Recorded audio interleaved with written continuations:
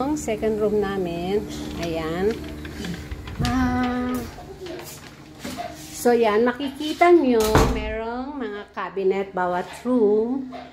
Ayan. Of course, meron silang coffee na free. At saka, kettle, water, and yan. Tapos meron, and then, bawat room, meron siyang TV na may cable.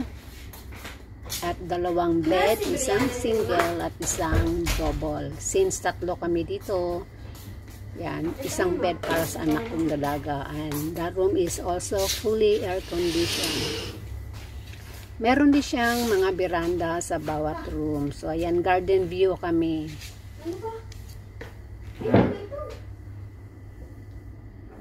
Sobrang linis, guys. And ito, yan, may mirror on the wall. Tapos, ito ang toilet. So, ito ang toilet. So, ayan, ang toilet. Taran!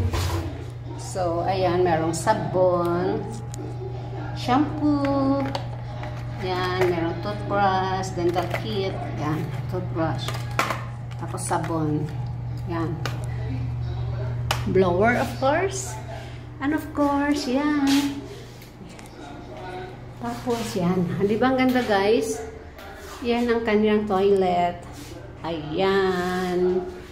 So far, so good naman ang ano nila. Tsaka super bait ng mga staff. Super nice ng mga staff. So, ito ang kanilang shower. Merong hot and cold.